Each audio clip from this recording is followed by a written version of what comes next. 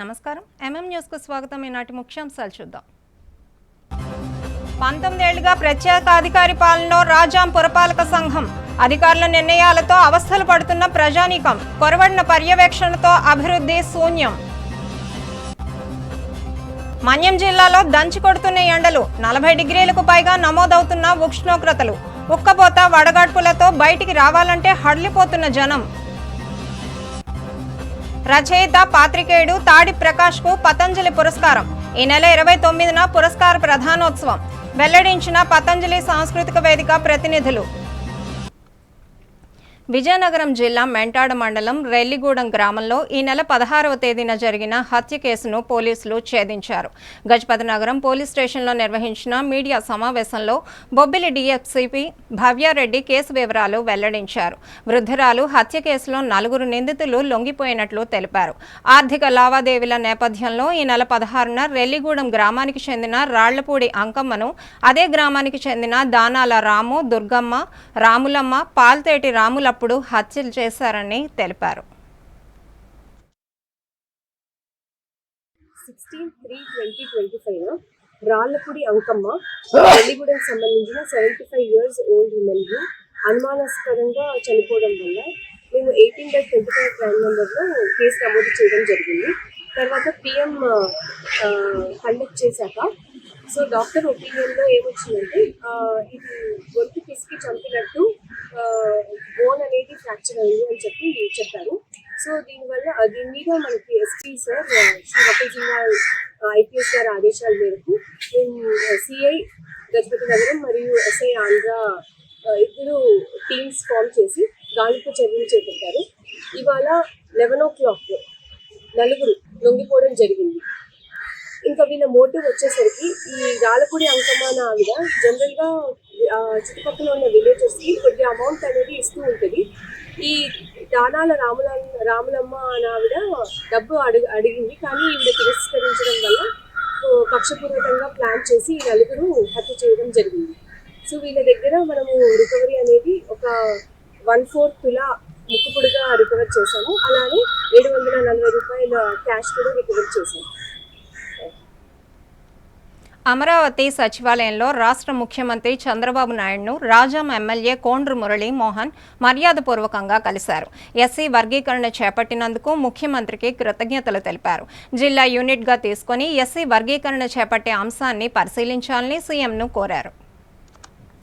రాష్ట్ర ప్రభుత్వం చేపడుతున్న ఎస్సీ వర్గీకరణను జిల్లా యూనిట్గా చేస్తే బాగుంటుందని రాజాం ఎమ్మెల్యే కోండ్రు మురళీమోహన్ సూచించారు. ఈ మేరకు అమరావతిలో చంద్రబాబును కలిసి వినతిని అందించారు. ఎస్సీ సామాజిక వర్గాలకు స్వర్గీయ ఎన్టీఆర్ నుంచి నేటి వరకు కూడా టీడీపీ అండగా నిలిచిందన్నారు. ఉమ్మడి రాష్ట్రంలో నాడు దళితుల పట్ల వివక్షతను నిర్మూలించేందుకు అప్పట్లో సీఎంగా చంద్రబాబు నాయుడు జస్టిస్ పున్నయ్య కమిషన్ను నియమించారన్నారు. దళితుల్లో మాల కులానికి చెందిన జీఎంసీ బాలయోగిని లోక్సభ స్పీకర్గా, ప్రతిభా భారతిని శాసనసభకు స్పీకర్గా చేసిన ఘనత తెదేపా అధినేత చంద్రబాబుకే దక్కిందన్నారు. తెలుగుదేశం ప్రభుత్వం హయాంలోని రెసిడెన్షియల్ స్కూల్స్ వచ్చాయన్నారు. లక్షలాది మంది గ్రూప్ 1 అధికారులు నేడు ఉన్నారంటే అది తెదేపా కృషి అని అన్నారు. తెదేపా హయాంలో 28 దళిత సంక్షేమ పథకాలు తీసుకొస్తే గత ప్రభుత్వం వాటిని రద్దు చేశారన్నారు. దళిత కాలనీల అభివృద్ధి, ఎస్సీ ఎస్టీ మైనారిటీల సంక్షేమం కోసం పాటుపడింది తెలుగుదేశం పార్టీ మాత్రమేనన్నారు. ప్రస్తుతం ఎస్సీ వర్గీకరణను రాష్ట్ర యూనిట్గా చేస్తున్నారని, అధిక శాతం ప్రజలు ఎస్సీ యూనిట్గా చేస్తే బాగుంటుందని చెబుతున్నారని, ఆ దిశగా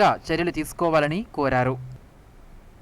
విజయనగరం జిల్లా రాజాం మున్సిపాలిటీ ప్రత్యేక అధికారి పాలనకే పరిమితమైంది. 19 ఏళ్లుగా ఎన్నికలు లేని దుస్థితి నెలకొంది. రాజాం మున్సిపాలిటీ వ్యవహారం న్యాయస్థానంలో ఉండడంతో ఈ పరిస్థితి నెలకొంది. ఫలితంగా ప్రజలకు మెరుగైన సౌకర్యాలు అందడం లేదు. ఇదే సమయంలో పన్నుల మోత తప్పడం లేదు. ఇప్పటికైనా ప్రభుత్వం స్పందించి సమస్య పరిష్కారానికి చర్యలు తీసుకోవాలని ప్రజలు కోరుతున్నారు. విజయనగరం జిల్లా రాజాం పట్టణాన్ని నగర పంచాయతీగా అప్గ్రేడ్ చేస్తూ 2005వ సంవత్సరంలో మున్సిపల్ పరిపాలనా శాఖ ప్రకటించింది. రాజాం, సారథి మేజర్ పంచాయతీలతో పాటు సమీప కొత్తవలస, కొండంపేట, సంతకవిటి మండలంలోని పొనుగటి వలస పంచాయతీలను విలీనం చేస్తూ ఉత్తర్వులు వెలువరించింది. జనాభాను దృష్టిలో ఉంచుకుని ప్రభుత్వం తీసుకున్న ఈ నిర్ణయం నాటి సర్పంచులకు రుచించలేదు. మరో ఏడాది కాలం పదవిలో ఉండే వీలున్నా ముందే మాజీలు కావడానికి వారు రాజీ పడలేదు. ప్రజల చేత ఎన్నుకోబడ్డ 3 సర్పంచుల పదవీకాలం ముగియక ముందే పంచాయతీలను సంప్రదించకుండా సర్పంచుల ఆమోదం లేకుండా ప్రభుత్వం రాజాం నగర పంచాయతీలో విలీనం చేయడాన్ని సవాల్ చేస్తూ సర్పంచులు షిమ్మ జగన్నాథం, పలిశెట్టి దాసు, శాసపు కేశవరావు నాయుడు ఉమ్మడి ఆంధ్రప్రదేశ్ హైకోర్టును ఆశ్రయించారు. ఈ నేపథ్యంలో యథాస్థితిని కొనసాగించాలని రాష్ట్ర ఉన్నత న్యాయస్థానం అప్పట్లో తీర్పునిచ్చింది. ఫలితంగా నేటి వరకు ఎన్నికలను నిర్వహించలేదు. ఇదిలా ఉండగా 2021వ సంవత్సరంలో రాజాం నగర పంచాయతీని 3rd గ్రేడ్ మున్సిపాలిటీగా రాష్ట్ర మున్సిపల్ పరిపాలనా విభాగం అప్గ్రేడ్ చేస్తూ ఉత్తర్వులు జారీ చేసింది. ఈ మేరకు రాజముద్ర పడింది. నగర పంచాయతీ నుంచి మున్సిపాలిటీగా రూపాంతరం చెందినా సరే గడిచిన 19 ఏళ్లుగా ప్రత్యేక అధికారి పర్యవేక్షణలో కమిషనర్ అధికారుల చేతిలో పాలన సాగుతోంది. నగర పంచాయతీ ఏర్పడిన నాటి నుంచి నేటి వరకు ఆర్డీఓ ప్రత్యేక అధికారిగా కొనసాగుతున్నారు. స్థానికంగా కమిషనర్ ఉంటూ అధికారిక కార్యకలాపాలను నిర్వహిస్తున్నారు. కమిషనర్ తీసుకున్న నిర్ణయాలను ప్రత్యేక అధికారి ఆమోదించడం ఆనవాయితీగా వస్తుంది. దీంతో ప్రజలకు కష్టాలు తప్పడం లేదు. గృహ నిర్మాణాలకు సంబంధించి ప్లాన్ పొందేందుకు వేలాది రూపాయలు ఖర్చు చేసి కార్యాలయం చుట్టూ కాలరిగేలా తిరగాల్సిన పరిస్థితి కనిపిస్తోంది. పాలకవర్గం లేకపోవడంతో అధికారులు ఆడిందే ఆట పాడిందే పాటగా ఉందన్న ఆరోపణలు లేకపోలేదు. అలాగే పాలకవర్గం లేకపోవడంతో అభివృద్ధి నామమాత్రంగా మారింది. అధికారులు కొన్ని సందర్భాలలో కొన్ని నిర్ణయాలు తీసుకోలేని పరిస్థితి. మరికొన్నిసార్లు అధికారుల నిర్ణయాలు మంచి ఫలితాలను ఇవ్వకపోవచ్చు కూడా. ఆదాయ వనరులను సమకూర్చడంలో కూడా అధికారులది వైఫల్యమే. ప్రభుత్వం కేటాయిస్తున్న నిధులు మినహా ప్రత్యేకంగా నిధులు తెప్పించి అభివృద్ధి కార్యక్రమాలు చేయలేని పరిస్థితి అధికారులది. అలాగే పన్నుల వసూళ్లలో కూడా అధికారులు పూర్తి స్థాయిలో లక్ష్యాలను సాధించలేకపోతున్నారు. కీలక నిర్ణయాలు తీసుకోలేని దుస్థితి అధికారులది. ఈ ప్రభావం మున్సిపాలిటీ అభివృద్ధిపై పడుతోంది. పాలనాపరమైన అంశాలతో పాటు అభివృద్ధి పనులకు సంబంధించి ప్రత్యేక అధికారి పర్యవేక్షణ పూర్తిగా కొరవడింది. ఫలితంగా అధికారులు, క్రింది స్థాయి సిబ్బంది చర్యలు, నిర్ణయాలకు అడ్డు అదుపు లేకుండా పోతోంది. వాస్తవ పరిస్థితులు తెలుసుకోకుండానే ప్రత్యేక అధికారి బిల్లులకు ఆమోదం తెలుపుతున్నారన్న విమర్శలు వెల్లువెత్తుతున్నాయి. అలాగే అభివృద్ధి కార్యక్రమాలపై కూడా పర్యవేక్షణ కొరవడిందన్న ఆరోపణలు ఉన్నాయి. ఈ నేపథ్యంలో కూటమి ప్రభుత్వం చొరవ తీసుకుని కోర్టు కేసులు పరిష్కరించి పురపాలక ఎన్నికలు నిర్వహించాలని స్థానికులు కోరుతున్నారు. 2005వ సంవత్సరంలో రాజాం పంచాయతీ నుండి నగర పంచాయతీగా మారింది. అయితే ఆ తర్వాత 2021వ సంవత్సరంలో వైఎస్ఆర్ ప్రభుత్వం హయాంలో మరలా గ్రేడ్ 3 మున్సిపాలిటీగా రూపొందించడం జరిగింది. అయితే ఈ 19 సంవత్సరాల్లో కోర్టు కేసుల వలనో మరే కారణాల వలనో మనకు ఒక గవర్నింగ్ బాడీ లేకపోవడం అనేది ఒక దురదృష్టమైన సంఘటన. అయితే దీనివలన ఏమవుతుందంటే కేవలం ప్రభుత్వ ప్రతినిధులు వస్తూ పోతూ ఉంటారు. వాళ్ళు ప్రత్యేకంగా రాజాం యొక్క టౌన్ కానీ పరిసర ప్రాంతాల అభివృద్ధి మీద కానీ దృష్టి సారించలేకపోతున్నారు. దీనికి ఒకే ఒక పరిష్కార మార్గం ఏంటంటే రాజాం నగరపాలిక ఎలక్షన్స్ ఎంత తొందరగా జరిగితే ప్రతి వార్డులోనూ కూడాను ఒక జవాబుదారీతనం ఉన్న వ్యక్తులు ఉంటారు. సో ఆ వ్యక్తుల వలన ఒక గవర్నింగ్ బాడీ ఏర్పడితే వారందరూ కలిసి ఏ పార్టీ అయితే అయినేమి వాళ్ళందరూ కూడాను ఆ రాజాం యొక్క అభివృద్ధి మీద ప్రజల యొక్క మౌలిక సదుపాయాల మీద దృష్టి సారించడానికి అవకాశం ఉంటుంది. సో సాధ్యమైన తొందరగా ప్రభుత్వం మరియు కోర్టులు చొరవ తీసుకొని ఈ 19 ఏళ్లుగా ఉన్న సమస్యను పరిష్కరిస్తారని నేను ప్రగాఢంగా విశ్వసిస్తున్నాను. రాజాం పురపాలక సంఘం దాదాపు 19 సంవత్సరాల నుంచి ఎన్నికలు లేక అభివృద్ధికి నోచుకోక చాలా ఇబ్బందులు పడుతోంది. మనకి కేంద్ర ప్రభుత్వం నుంచి వచ్చిన నిధులు కానీ రాష్ట్ర ప్రభుత్వం నుంచి వచ్చిన నిధులు కానీ ఎన్నికలు జరగకపోవడం వలన వెనక్కి మళ్ళీ వెళ్ళిపోవడం వలన రాజాం అభివృద్ధి కుంటుపడింది. ఇప్పుడు ప్రస్తుతము ఉన్నటువంటి పురపాలక సంఘం ప్రీవియస్లో నగర పంచాయతీగా పురుడు పోసుకొని 2005లో కొన్ని పంచాయతీలు పొలుంటి వలస కానీ లేకపోతే కొండంపేట లేదా కొత్త వలస ఈ పంచాయతీలో ఉన్నటువంటి సర్పంచులు మా పదవి కాలం ముగియలేదు కాబట్టి మేము మున్సిపాలిటీలో చేరమనేటువంటి ఒక కోర్టులో వ్యాజ్యం వేయడం వలన ఈ రాజాం మున్సిపాలిటీగా మారినప్పటికీ కూడా ఈ ఎన్నికలు లేకపోవడం వలన అభివృద్ధి కుంటుపడింది.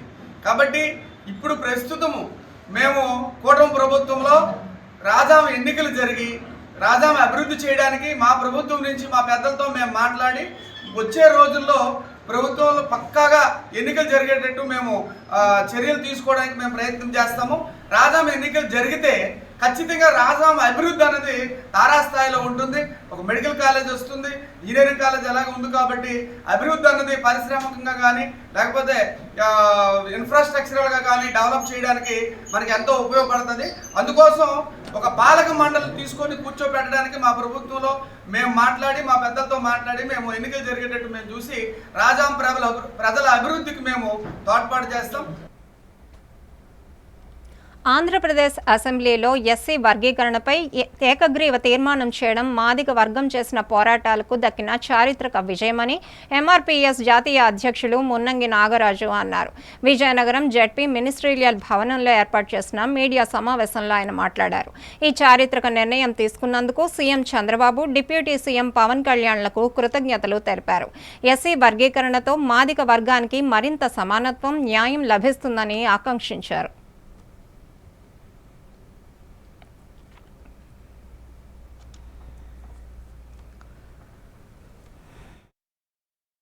నిండు అసెంబ్లీ సాక్షిగా శాసనసభ సమావేశాలు చిట్టచివరి రోజున మాదిగ జాతి చిరకాల ఆకాంక్ష షెడ్యూల్ కులాల వర్గీకరణకు అసెంబ్లీలో ఏకగ్రీవ తీర్మానం చేసినటువంటి ఎన్డీఏ కూటమిలో ఉండబడినటువంటి ముఖ్యమంత్రి వర్యులు శ్రీ నారా చంద్రబాబు నాయుడు గారికి, అలాగే జనసేన పార్టీ అధినేతగా ఉండబడినటువంటి పెద్దలు డిప్యూటీ సీఎం శ్రీ పవన్ కళ్యాణ్ గారికి, అలాగే మాదిగ జాతికి అండగా నిలబడినటువంటి పెద్దలు ఈ దేశ గౌరవ ప్రధాని నరేంద్ర మోడీ గారికి, అలాగే అమిత్ షా గారికి ఎంఆర్పిఎస్ జాతీయ కమిటీ తరఫున ధన్యవాదాలు తెలియజేస్తున్నాం. శ్రీ నారా చంద్రబాబు నాయుడు గారు ఎన్నికలకు ముందే మేము అధికారంలోకి వస్తే తప్పనిసరిగా వర్గీకరణ చేస్తామని చెప్పేసి ఏదైతే ముఖ్యమంత్రి గారు మాటిచ్చారో ఆ మాటకు కట్టుబడి ఈరోజు మాదిగ జాతి చిరకాల ఆకాంక్షను నెరవేర్చిన సందర్భంగా మేము ప్రత్యేకంగా విజయనగరం జిల్లా గడ్డ నుండి మేము ధన్యవాదాలు తెలియజేస్తున్నాం. ఉల్లాస్ నవభారత సాక్షరత కార్యక్రమంలో భాగంగా 23వ తేదీన foundation and numeracy assessment test నిర్వహిస్తున్నట్లు వయోజన విద్యాశాఖ డిప్యూటీ డైరెక్టర్ సోమేశ్వరరావు తెలిపారు.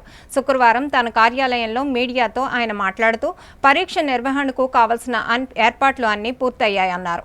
ఉదయం 10 గంటల నుంచి సాయంత్రం 5 గంటల వరకు పరీక్షా సమయం ఉంటుందని, అభ్యాసకులు వారికి వీలైన సమయంలో 3 గంటల పాటు పరీక్ష రాయవచ్చని తెలిపారు. ఉల్లాస్ కార్యక్రమంలో భాగంగా నిరక్షరాస్యులను ఎంపిక చేసి వారికి స్వయం సహాయక సంఘాల సభ్యుల చేత అక్షరాలను చదవడం, రాయడం, అలాగే లెక్కలను నేర్పించడం జరిగిందని, వారి పురోగతి తెలుసుకునేందుకు పరీక్ష నిర్వహించడం జరుగుతుందన్నారు. పాఠశాలలు, అంగన్వాడీ కేంద్రాల్లో పరీక్షా కేంద్రాలు ఏర్పాటు చేశామని, ఉత్తీర్ణత సాధించిన వారికి జాతీయ సార్వత్రిక విద్యా సంస్థల ద్వారా అధికారిక ధృవీకరణ పత్రాలు అందజేస్తామన్నారు.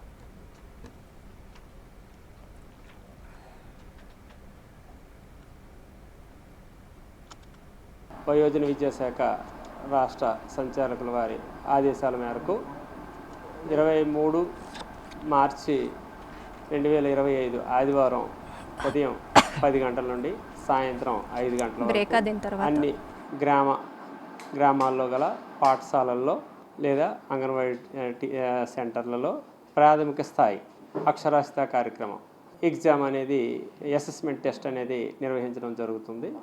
1051 కేంద్రాల్లో ఈ ఎగ్జామ్ అనేది నిర్వహించడం జరుగుతుంది. వీటికి ఇన్విజిలేటర్లుగా అంగన్వాడీ టీచర్స్ని మన జిల్లాలో అయితే మనం తీసుకోవడం జరిగింది.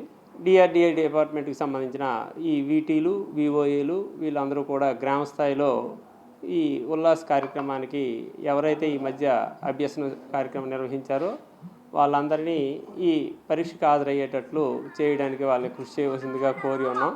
పరీక్షా కేంద్రానికి హాజరైన వారందరూ కూడా ఈ ఎగ్జామ్లో పాల్గొనడం జరుగుతుంది. ఈ కార్యక్రమం అంతా ప్రశాంతంగా వాతావరణంలో ఉదయం 10 గంటల నుంచి సాయంత్రం 5 గంటల వరకు నిర్వహించవలసిందిగా కోరుతుంది. కాసేపు విరామం.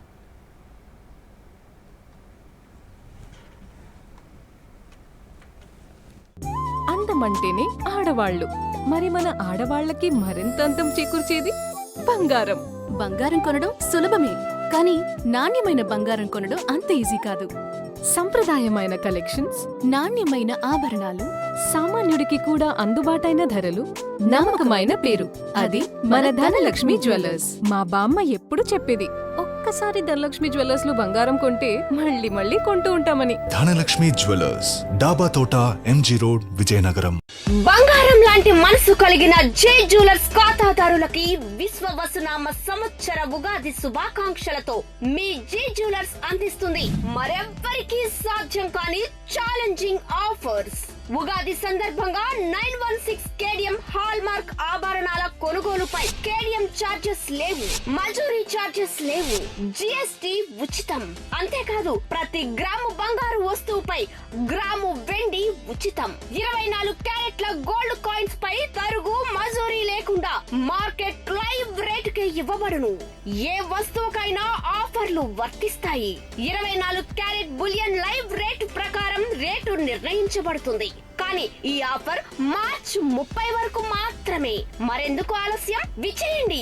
జే జ్యువెలర్స్, దాబా గార్డెన్స్, జగన్నాథ స్వామి కోవెల ఎదురుగా, dhaba gardens, MG road, Vizianagaram. Welcome back. Vizianagaram ప్రజల ఇలవేల్పు శ్రీ పైడితల్లి అమ్మవారి వనంగుడిలో మార్వాడి సామాజిక వర్గం చల్లదన మహోత్సవం నిర్వహించారు. అమ్మవారికి అభిషేకాలు, అర్చనలు నిర్వహించి విశేష పూజలు చేశారు. అమ్మవారిని దర్శించుకొని మొక్కులు చెల్లించుకున్నారు.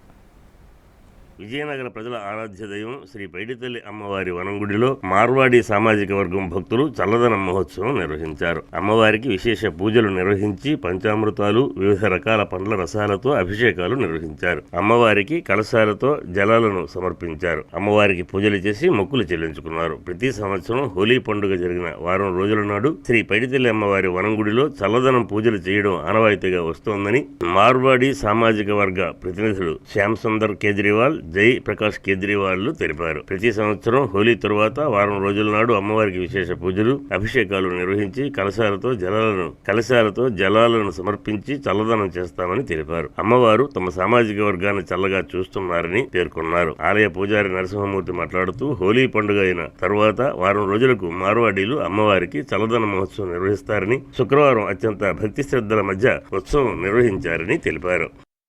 హోలీ పండుగ చేసుకొని హోలీ పౌర్ణమి తర్వాత 7వ రోజు సప్తమి నాడు మేము అమ్మవారికి చల్లదనం చేయడానికి ఈ పండుగ చేసుకుంటున్నాం. విజయనగర పట్టప్రజల పుట్టణంలో వేయించేసున్న ఈ మార్వాడీస్ అందరూ ఈరోజు అమ్మవారికి తమ స్వహస్తాలతో చల్లదనాన్ని కార్యక్రమం ప్రతి సంవత్సరం హోలీకి పండుగ వెళ్ళిన వారం రోజులకి ఈ కార్యక్రమాన్ని వాళ్ళు చేస్తారు. ఈరోజు విజయనగర పట్టణంలో ఉన్న మార్వాడీస్ అందరూ కూడా అమ్మవారికి చల్లదనం అనే కార్యక్రమాన్ని అమ్మవారికి పసుపు, కుంకుమ, పాలు, పంచామృతాలు, వివిధ రకమైన పళ్ళ రసాలతో అమ్మవారికి అభిషేకం చేసి అమ్మవారి యొక్క అనుగ్రహాన్ని పొంది ఉన్నారు. మా దేవాలయ సిబ్బంది అందరూ కూడా సహాయ సహకారంతో ఈ మార్వాడీలకి ఈ అమ్మవారికి చల్లదనం అనే కార్యక్రమాన్ని నిర్విఘ్నంగా పరిసమాప్తం చేశారు. కేంద్ర, రాష్ట్ర ప్రభుత్వాలు చేనేత కార్మికుల అభివృద్ధి కోసం అనేక పథకాలను అమలు చేస్తున్నాయని చేనేత జౌళి శాఖ జిల్లా అధికారి మురళీకృష్ణ తెలిపారు. విజయనగరం కలెక్టరేట్లో తన కార్యాలయంలో ఆయన మీడియాతో మాట్లాడారు. ముఖ్యంగా ప్రధానమంత్రి ముద్రా యోజన, రైతులకు పామాయిల్ సాగు వంటి పథకాలతో నేతన్నలు అధికంగా లాభపడుతున్నారని అన్నారు. ఈ ఆర్థిక సంవత్సరంలో 90 మంది చేనేత కార్మికులకు ముద్ర రుణాలు మంజూరు చేశామన్నారు. అలాగే పామాయిల్ తోటల పెంపకానికి రైతులకు 100% సబ్సిడీపై మొక్కలు అందిస్తున్నామని తెలిపారు. చేనేత జౌళి శాఖ ద్వారా మరెన్నో పథకాలు అమలు చేస్తున్నామని, ఈ పథకాల గురించి మరింత సమాచారం కోసం తమ కార్యాలయంలో సంప్రదించవచ్చని సూచించారు.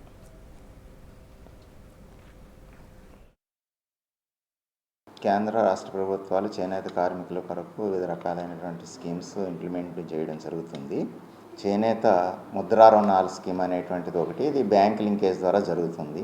2024-25 సంవత్సరానికి గాను మనకి 90 మంది వీవర్స్కి ముద్రా పథకం కింద లోన్లు ఇప్పించడానికి ఈ రోజు వరకు 66 మందికి 43.67 లక్షల లోన్లు బ్యాంకుల ద్వారా ఇప్పించడం జరిగింది. సో దీనిలో ప్రతి కార్మికుడికి 50,000 లోన్ ఇచ్చినప్పుడు కేంద్ర ప్రభుత్వం ద్వారా 10,000 రూపాయలు మార్జిన్ మనీ కింద బ్యాంకులకి డైరెక్ట్గా రిలీజ్ చేయడం జరుగుతుంది. సో ఈ విధంగా జిల్లాలోని చేనేత కార్మికులకు ముద్రా రుణాల కింద ఇవ్వడం జరుగుతుంది. లాస్ట్ ఇయర్ అయితే 132 మందికి కూడా మేము లోన్లు ఇప్పించడం జరిగింది. అయితే ఈ ముద్రా రుణాల కింద ఇచ్చినటువంటి లోను 3 సంవత్సరాల్లో తీర్చవలసి ఉంటుంది. ఈ ముద్రా రుణాలని రెగ్యులర్గా పే చేసిన వాళ్ళకి ఇంట్రెస్ట్లో కూడా రాయితీ ఉంటుంది. సో అదేవిధంగా మన రాష్ట్ర ప్రభుత్వం చేనేత కార్మికులకి థ్రిఫ్ట్ ఫండ్ పథకాన్ని అమలు చేస్తుంది.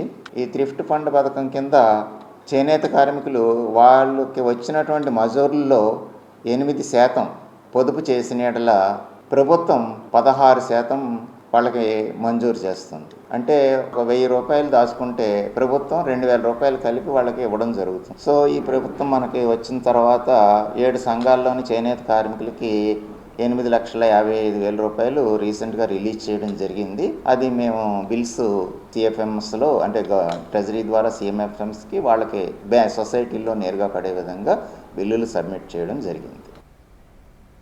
పార్వతీపురం మన్యం జిల్లాలో ఎండలు దంచి కొడుతున్నాయి. 40 డిగ్రీలకు పైగా ఉష్ణోగ్రతలు నమోదవుతున్నాయి.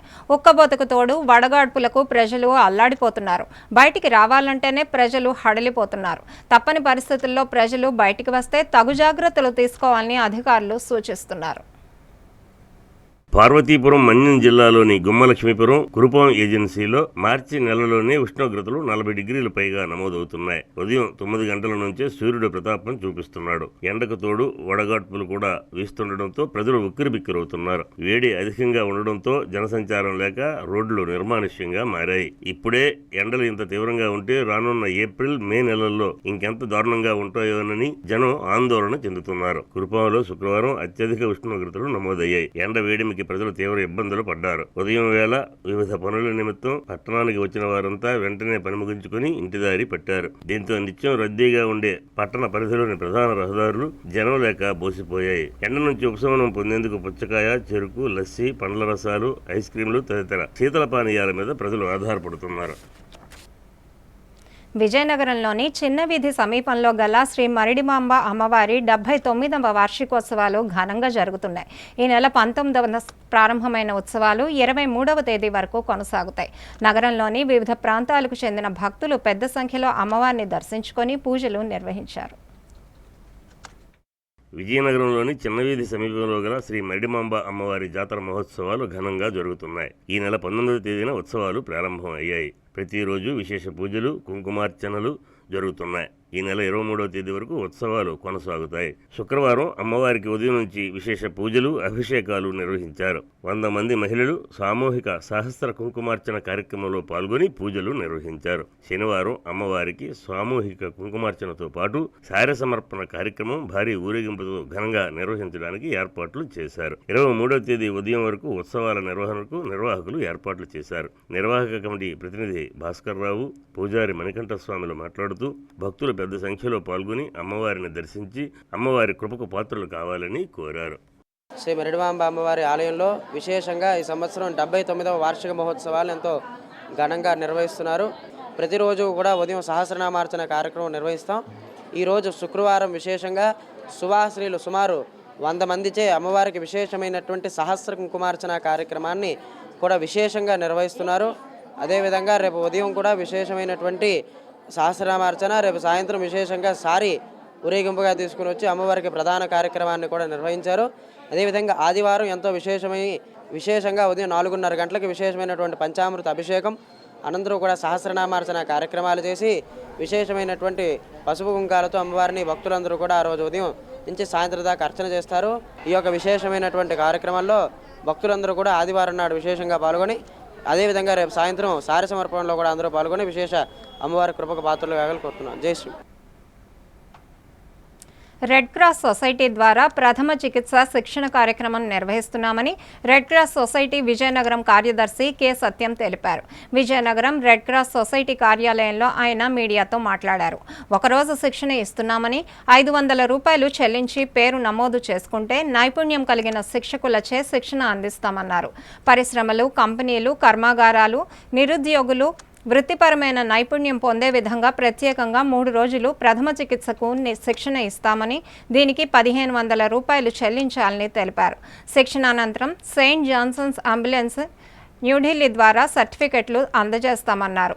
రెడ్ క్రాస్ సొసైటీ ద్వారా ప్లాస్మా, రెడ్ సెల్స్, ప్లేట్లెట్స్ తదితర సేవలు కూడా అందిస్తున్నామని ఆయన తెలిపారు.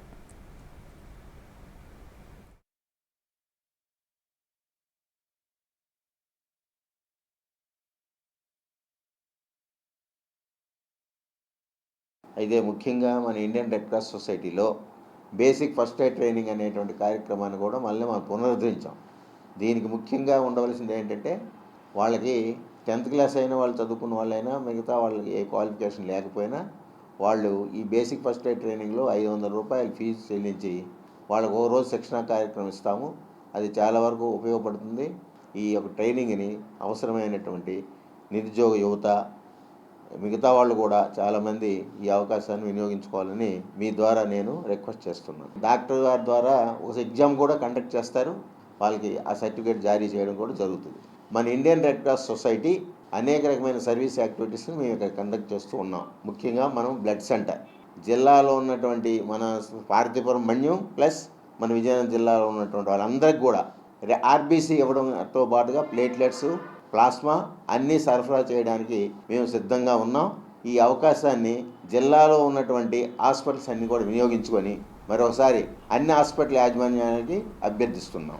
అర్బన్ హోమ్లెస్ షెల్టర్ అంటే వృద్ధుల నిరాశ్రయ వసతిగృహం, ఇది ఒక 30 మంది వృద్ధులతో మనం నిర్వహిస్తున్నాం. ఇది పూర్తిగా దాతల సహకారంతోనే మన విజయనగరం జిల్లాలో నడుపుతున్నాం. ఈ కార్యక్రమం సద్వినియోగం చేసుకోవాలని అందరికీ నేను మరోసారి మీ ద్వారా రిక్వెస్ట్ చేస్తున్నాను. సమాజంలో ట్రాన్స్జెండర్స్ను సమానత్వంతో చూడాలని నీతోడు స్వచ్ఛంద సంస్థ నిర్వాహకులు డాక్టర్ అమిత అన్నారు. వారిని అవహేళన చేసినా కఠిన చర్యలు తీసుకుంటామని ప్రభుత్వం ఆదేశాలు ఇచ్చిందన్నారు. పార్వతీపురం మన్యం జిల్లా గుమ్మలక్ష్మీపురం ప్రభుత్వ డిగ్రీ కళాశాలలో ట్రాన్స్జెండర్స్కు అవగాహన సదస్సు నిర్వహించారు. పార్వతీపురం మన్యం జిల్లా గుమ్మలక్ష్మీపురం డిగ్రీ కళాశాలలో నీతోడు సొసైటీ స్వచ్ఛంద సంస్థ డాక్టర్ అమిత్ ఆధ్వర్యంలో ట్రాన్స్జెండర్స్ కి అవగాహన సదస్సు నిర్వహించారు. ఈ సదస్సుకి గుమ్మలక్ష్మీపురం కురుపాం మండల కేంద్రంలో నుండి ట్రాన్స్జెండర్స్ పాల్గొన్నారు. ఈ కార్యక్రమాన్ని ఉద్దేశించి నీతోడు స్వచ్ఛంద సంస్థ డాక్టర్ అమిత, డిగ్రీ కళాశాల principal Srivaram, helping hands hijras స్వచ్ఛంద సంస్థ కొండబాబు మాట్లాడుతూ ఈ సమాజంలో ఆడ మగతో పాటు ట్రాన్స్జెండర్స్ కూడా ఉన్నారని, కొన్ని జెనెటిక్ ప్రాబ్లం మగవారికి ఆడవారి లక్షణాలు ఉంటాయని, ఇంకొంతమందికి ఆడవారికి మగవారి లక్షణాలు ఉంటాయన్నారు. ఈ లక్షణాలతో పుట్టిన పిల్లలను సమాజంలో చిన్నచూపు చూస్తున్నారని, మా నీతోడు సంస్థ వారి వంట ఉంటుందని హామీ ఇచ్చారు. ఇలాంటి వారికి మా సంస్థ ద్వారా విద్య, ఆర్థిక సహాయం చేస్తామని, అంతేకాక ప్రజలు, విద్యార్థులు ఇలాంటి వారిని చిన్నచూపు చూడకుండా మన తోటి మనుషుల్లా గుర్తించాలని కోరారు. అంతేకాక వీరికి వివిధ పేర్లతో తక్కువ చేసి మాట్లాడితే వారిపై కఠిన చర్యలు తీసుకొని కేసు నమోదు చేసేలా ప్రభుత్వం ఆదేశాలు జారీ చేసిందని గుర్తు చేశారు. వివిధ శాఖల్లో ఇప్పటికే హిజ్రాస్ డాక్టర్స్ గా, ఇంజనీర్లుగా వివిధ శాఖల్లో విధులు నిర్వహిస్తూ ఉన్నారని, వారిని చూసి మీరు కూడా మంచి నైపుణ్యంతో పేరు తెచ్చుకొని ఉన్నత శిఖరాలకు ఎదగాలని ఆమె ఆకాంక్షించారు. ఈ కార్యక్రమంలో విద్యార్థులు, వివిధ గ్రామాల నుండి వచ్చిన హిజ్రాస్ కళాశాల సిబ్బంది, నీతోడు సంస్థ సిబ్బంది తదితరులు పాల్గొన్నారు. విజయనగరంలోని ఏజీఎల్ డిగ్రీ, పీజీ కళాశాలలో శుక్రవారం జరిగిన జాబ్ మేళాలో 204 మందికి ఉద్యోగ అవకాశాలు లభించాయి. పలు కంపెనీలకు చెందిన ప్రతినిధులు ఆయా సంస్థలతో ఉద్యోగాల భర్తీ కోసం నిర్వహించిన జాబ్ మేళాలో పాల్గొని అభ్యర్థులను ఎంపిక చేశారు. విజయనగరం ఏజీఎల్ డిగ్రీ, పీజీ కళాశాలలో శుక్రవారం జరిగిన జాబ్ మేళాకు విశేష స్పందన కనిపించింది. ఉమ్మడి విజయనగరం జిల్లాతో పాటు శ్రీకాకుళం, విశాఖపట్నం జిల్లాల నుంచి పలువురు అభ్యర్థులు ఈ జాబ్ మేళాలో పాల్గొన్నారు. మొత్తం 400 మంది అభ్యర్థులు ఆయా కంపెనీలకు చెందిన ఉద్యోగాలకు సంబంధించి ఇంటర్వ్యూలకు హాజరయ్యారు. వారిలో 204 మంది అభ్యర్థులు ఉద్యోగాలను సాధించారు. ఏజీఎల్ కళాశాల డైరెక్టర్ రవికిరణ్, కళాశాల ప్రిన్సిపల్ రామచంద్రరావు ఆధ్వర్యంలో జరిగిన ఈ జాబ్ మేళాకు ఆయా కంపెనీలకు చెందిన హెచ్ఆర్ఓలు పాల్గొన్నారు. పాల్గొని అభ్యర్థుల సర్టిఫికెట్లను పరిశీలించి ఎంపిక చేపట్టారు. ఫాక్స్కాన్ కంపెనీకి 34 మంది, ఐసాన్ ఎక్స్పీరియన్సెస్కు 5 మంది, నిట్ ఐసిఐసిఐ బ్యాంకుకు 21 మంది, హెచ్డిఎఫ్సి బ్యాంకుకు 38 మంది చొప్పున అభ్యర్థులు ఎంపికయ్యారు. అలాగే డెక్కన్ కెమికల్స్కు 36 మంది, ఇసుజు మోటార్స్ లిమిటెడ్కు 7 మంది, హెచ్డిబి ఫైనాన్షియల్ సర్వీసెస్కు 34 మంది అభ్యర్థులు ఎంపికయ్యారు. పానాసోనిక్ కంపెనీకి 21 మంది, ఇండోమెమ్కు 7 మంది, హుండాయ్ మోబిస్కు 4 మంది చొప్పున ఎంపికైనట్లు ఏజీఎల్ కళాశాల ప్రిన్సిపల్ సి రామచంద్రరావు తెలిపారు. ఈరోజు విజయనగరం పట్టణంలోని ఏజీఎల్ కళాశాలలో నిర్వహించిన జాబ్ మేళాకు విశేష స్పందన లభించింది. వేరు వేరు కంపెనీలకు సంబంధించినటువంటి హెచ్ఆర్ఓలందరూ కూడా ఈ జాబ్ మేళా నిర్వహించగా 400 మంది అభ్యర్థులు ఈ జాబ్ మేళాకు పాల్గొన్నారని, అందులో 204 మంది అభ్యర్థులు ఈ జాబులకు ఎంపికైనట్టు ఏజీఎల్ కళాశాల డైరెక్టర్ గారు శ్రీ సీరా రవికరణ్ గారు తెలియజేయడం జరిగింది. ఉద్యోగాలు సాధించినటువంటి ప్రతి అభ్యర్థులను కళాశాల యాజమాన్యం అభినందిస్తూ ఈ జాబ్ మేళకు విశేష స్పందన రావడం జరిగింది. అలాగే ఉమ్మడి విజయనగరం జిల్లాతో పాటు అటు శ్రీకాకుళం ఇటు విశాఖపట్నం నుంచి కూడా చాలామంది అభ్యర్థులు, పురుష స్త్రీ అభ్యర్థులు కూడా ఈ యొక్క జాబ్ మేళకు హాజరవగా మంచి ప్యాకేజీకి మంచి కంపెనీలకు అభ్యర్థులు సెలెక్ట్ అయ్యారని వాళ్ళందరినీ కళాశాల యాజమాన్యం శ్రీ సీరా రవికరణ్ గారు అభినందించడం జరిగింది. చిన్నారులకు, గర్భిణులకు పౌష్టికాహారం సక్రమంగా అందేలా అంగన్వాడీ కార్యకర్తలు చర్యలు తీసుకోవాలని పార్వతీపురం మన్యం జిల్లా ఐటీడీఎస్ పీడీ కనకదుర్గ అన్నారు. గుమ్మలక్ష్మీపురం మండల పరిషత్ కార్యాలయంలోనూ, వెలుగు కార్యాలయంలోనూ నిర్వహిస్తున్న పోషణాభి పడాయిభి కార్యక్రమాన్ని ఆమె పరిశీలించారు. పార్వతీపురం మన్యం జిల్లా గుమ్మలక్ష్మీపురం ఎంపీడీఓ వెలుగు కార్యాలయాల వద్ద పోషణ బి పడాయి బి కార్యక్రమంపై అంగన్వాడీ కార్యకర్తలకు అవగాహన కార్యక్రమం నిర్వహించారు. ఈ సందర్భంగా పార్వతీపురం మన్యం జిల్లా ఐసీడీఎస్ పీడీ కనకదుర్గ మాట్లాడుతూ కేంద్ర రాష్ట్ర ప్రభుత్వాలు పటిష్టంగా అమలు చేస్తున్న పోషణ బి పడాయి బి శిక్షణ కార్యక్రమం ఈ నెల 20 నుంచి 22 వరకు 3 రోజుల పాటు వెలుగు ఆఫీస్ వద్ద 50 మందికి, మరో 50 మంది ఎంపీడీఓ కార్యాలయం వద్ద శిక్షణ ఇస్తున్నట్లు తెలిపారు. చిన్నారులకు, గర్భిణీలకు, బాలింతలకు వారి ఆరోగ్య జాగ్రత్తలపై ఎప్పటికప్పుడు అవగాహన కల్పించాలని అంగన్వాడీ కార్యకర్తలకు సూచించారు. ఐసీడీఎస్ ద్వారా అమలవుతున్న వివిధ పథకాలను నవచేతన కార్యక్రమం ద్వారా 2 సంవత్సరాల లోపు ఉన్న చిన్నారుల తల్లిదండ్రులకు అవగాహన కల్పించాలని అంగన్వాడీ కార్యకర్తలకు తెలిపారు. అలాగే ఆధార్శీల అనే కార్యక్రమం ద్వారా 3 సంవత్సరాల నుండి 6 సంవత్సరాల వయసు ఉన్న చిన్నారులకు ఆరోగ్యపరంగా తీసుకోవాల్సిన జాగ్రత్తలపై అవగాహన కల్పించారు. ఈ కార్యక్రమంలో ఐసీడీఎస్ పీఓ ఎన్ రాజ్యలక్ష్మి, ఎంపీడీఓ సాల్మన్ రాజు, సూపర్వైజర్లు ఈశ్వరమ్మ, శ్రీదేవి తదితరులు పాల్గొన్నారు. 23/2025 నుంచి 3 days జరుగుతున్నటువంటి ఈ యొక్క పోషణ్ బి పడాయి బి అనే యొక్క కార్యక్రమానికి ఈరోజు గుమ్మలక్ష్మీపురంలో జరుగుతున్నటువంటి దీనికి నేను విజిట్ చేయడం జరిగిందండి. దీని యొక్క ముఖ్య ఉద్దేశం ఇది కేంద్ర ప్రభుత్వం వారు ఈ యొక్క పోషణ్ బి పడాయి బి అనే ఒక కాన్సెప్ట్ని తీసుకొని వచ్చి మొత్తం దేశవ్యాప్తంగా ఉన్నటువంటి 13,80,000 అంగన్వాడీ కార్యకర్తల్ని దీనిలో తర్ఫీదు ఇచ్చి 3 రోజులు వారికి సమగ్రమైనటువంటి విద్యను అందించి ఏదైతే నేషనల్ ఎడ్యుకేషన్ పాలసీ 2020 ఉన్నదో దాని అనుగుణాలకు మేరకు, దాని సూచనల మేరకు కొంత ప్రణాళికల్లో మార్పులు చేర్పులు తేవడం జరిగిందండి. మొత్తం మన జిల్లాలో 10 ప్రాజెక్టుల్లో కూడా ఈ శిక్షణ అనేది స్టార్ట్ అయింది. రేపటితో కంప్లీట్ అవుతుందండి. దానిలో భాగంగా రావడం జరిగింది. ప్రముఖ పాత్రికేయుడు, రచయిత తాడి ప్రకాష్కి ఈ ఏడాది పతంజలి పురస్కారం అందజేయనున్నట్లు పతంజలి సాంస్కృతిక వేదిక అధ్యక్షుడు భీశెట్టి బాబ్జీ ప్రకటించారు.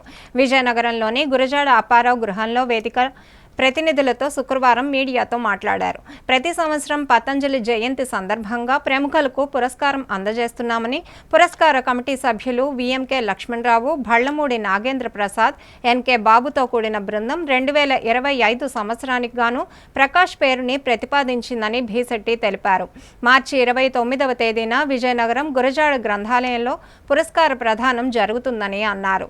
సాహిత్య అభిమానులు, రచయితలు పెద్ద సంఖ్యలో పాల్గొని సభను విజయవంతం చేయాలని భీశెట్టి కోరారు. ఈ సమావేశంలో పౌరవేదిక ప్రతినిధులు తుమ్మగంటి రామ్మోహన్, ఇప్పలవలస గోపి, జలంత్రి రామచంద్రరాజు, తాడిపల్లి నాగేశ్వరరావు తదితరులు పాల్గొన్నారు.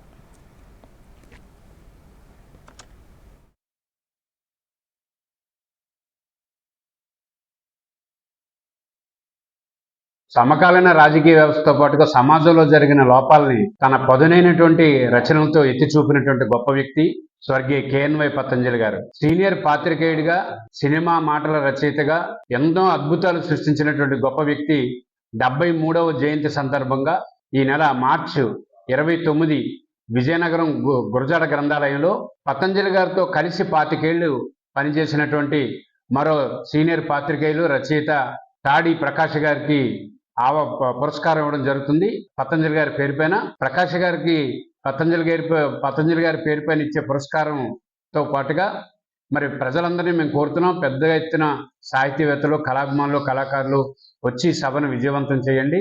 గడిచిన 10 సంవత్సరాలుగా నిర్విరామంగా పతంజలి గారి పేరుపైన మేము పురస్కారాలు ఇస్తున్నాం. ఇది 10వ సంవత్సరం, 2015లో ప్రారంభించాం. అందుకని ఒక రచయితని, ఒక కళాకారుని, ఒక కళాభిమానిని సత్కరించుకోవాలనే ఉద్దేశంతో చేస్తున్న ఈ ప్రయత్నానికి అందరూ సహకారం అందించి విజయవంతం చేయాలని చెప్పి కేఎన్వై పతంజలి సంస్కృత వేదిక అధ్యక్షుడిగా కోరుకుంటున్నాను. రైల్వే ఉద్యోగులు, కార్మికుల సమస్యలు పరిష్కారం అయ్యే వరకు ఈస్ట్ కోస్ట్ శ్రామిక కాంగ్రెస్ పోరాడుతుందని యూనియన్ డివిజన్ కోఆర్డినేటర్ డివి మల్లేశ్వరరావు తెలిపారు. పాత పెన్షన్ విధానాన్ని పునరుద్ధరించాలని డిమాండ్ చేస్తూ విజయనగరం రైల్వే స్టేషన్ వద్ద ధర్నా నిర్వహించారు. పాత పెన్షన్ విధానాన్ని పునరుద్ధరించాలని డిమాండ్ చేస్తూ విజయనగరం రైల్వే స్టేషన్ ఎదుట east Coast railway Shramik Congress ఆధ్వర్యంలో ప్రొటెస్ట్ వీక్ పేరిట ఈ నెల 17వ తేదీ నుంచి చేపట్టిన నిరసన కార్యక్రమం శుక్రవారంతో ముగిసింది. ఇక నుంచి ప్రత్యక్ష ఆందోళనకు సిద్ధమవ్వాలని శ్రామిక వర్గానికి యూనియన్ నేతలు పిలుపునిచ్చారు. ఈ సందర్భంగా యూనియన్ డివిజన్ కోఆర్డినేటర్ డివి మల్లేశ్వరరావు మాట్లాడుతూ గత కొన్ని సంవత్సరాలుగా రైల్వే ఉద్యోగుల హక్కులు, భద్రత కోసం తమ సంఘం అనేక ఉద్యమాలు నిర్వహించి కొన్ని డిమాండ్లు సాధించామని తెలిపారు. అయితే ఇంకా అనేక సమస్యల పరిష్కారం కావాల్సిన అవసరం ఉందని, ముఖ్యంగా పాత పెన్షన్ విధానాన్ని వెంటనే పునరుద్ధరించాలని కేంద్ర ప్రభుత్వాన్ని కోరారు. అలాగే ప్రస్తుతం తమ వద్ద 47 ఉద్యోగ సమస్యలు పెండింగ్ లో ఉన్నాయని, అవన్నీ త్వరితగతిన పరిష్కరించాలని డిమాండ్ చేశారు. తమ డిమాండ్లు నెరవేర్చకపోతే అన్ని డివిజన్లలో యూనియన్ నాయకుల ఆధ్వర్యంలో భారీ స్థాయిలో నిరసనలు, ర్యాలీలు నిర్వహిస్తామని ఈ సందర్భంగా ఆయన హెచ్చరించారు. ఈ కార్యక్రమంలో యూనియన్ నాయకులు, ఉద్యోగులు పాల్గొన్నారు. అల్లారు ముద్దుగా పెంచి పెద్ద చేసిన కూతుర్ని ఓ అయ్య చేతిలో పెట్టి గుండెల మీద భారాన్ని దించుకునేందుకు అన్ని ఏర్పాట్లు చేసుకున్నారు ఆ తల్లిదండ్రులు. పెళ్లికి కావాల్సిన బంగారు ఆభరణాలు, డబ్బు సిద్ధం చేసుకున్నారు. త్వరలో వివాహం జరిపించేందుకు సర్వం సిద్ధం చేసుకున్నారు. ఎన్నో ఆశలతో కుమార్తె వివాహం అంగరంగ వైభవంగా చేయాలనుకున్న ఆ దంపతుల ఆశల్లో చోరులు నీళ్లు జల్లారు. బంగారం, నగదు దోచుకు వెళ్లారు. వివరాలు ఇలా ఉన్నాయి.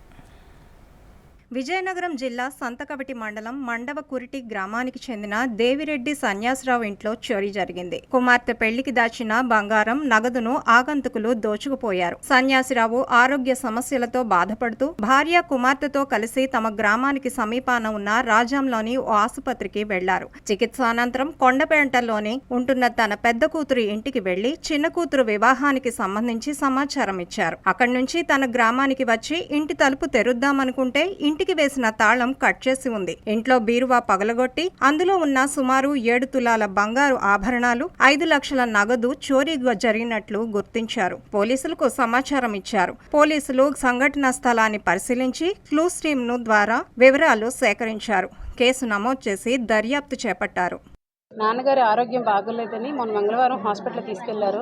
అమ్మ వాళ్ళు హాస్పిటల్ చూపించుకొని అక్క వాళ్ళ ఇంటికి వెళ్ళిపోయారు. అదే రాజం పక్కన కొండంపేట అక్క వాళ్ళది. అక్కడ 2 రోజులు ఉన్నారు.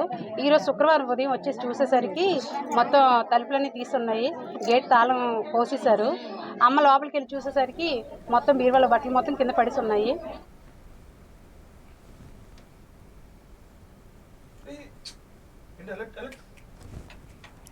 ఇక వార్తలు ముగించే ముందు ముఖ్యాంశాలు మరోసారి చూద్దాం.